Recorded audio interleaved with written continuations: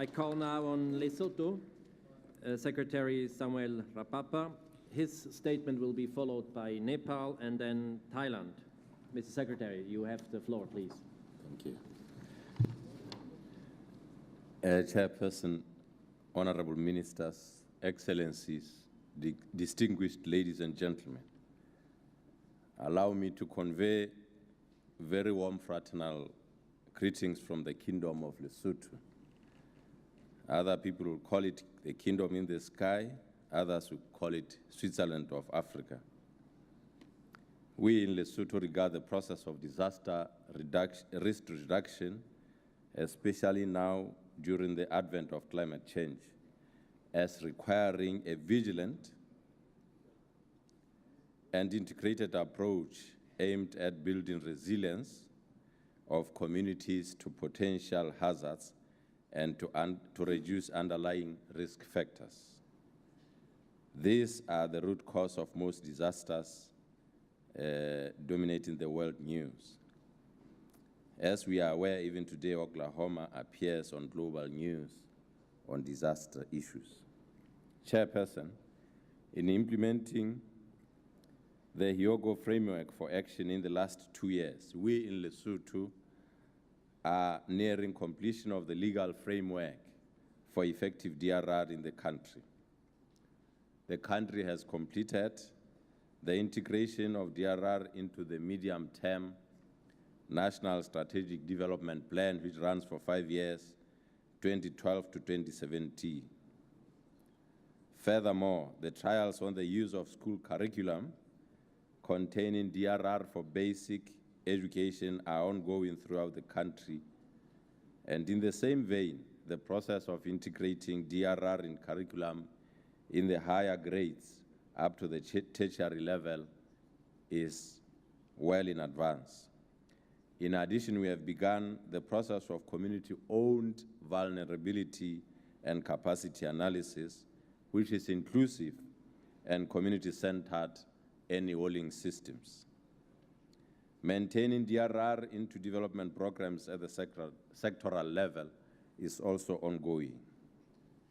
All these processes, Mr. Chairman, are aimed at strengthening communities' resilience through enhancing their knowledge of DRR, the assessment of both their own vulnerabilities and capacities to withstand the effects of extreme weather, and through development of preparedness, mitigation, response, and recovery plans at all levels, starting from the local level. Lesotho has also realized that information management and information dissemination are key to effective DRR.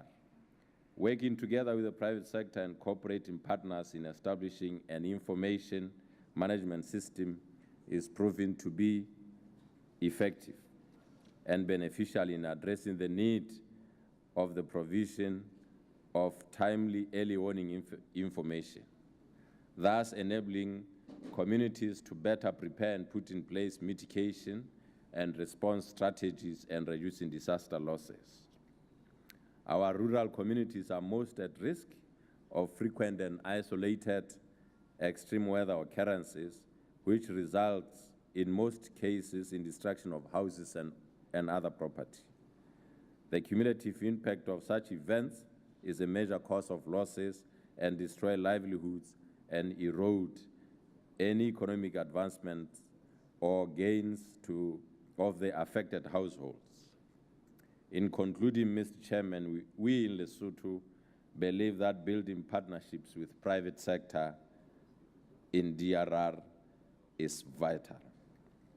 Strengthening early warning information management and dissemination is equally important and vital as well.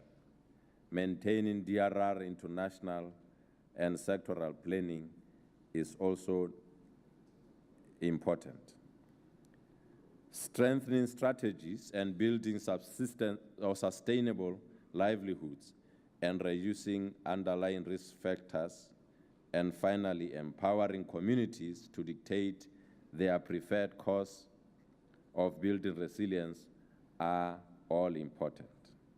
And all this should form part of the world's priorities for programming post-2015.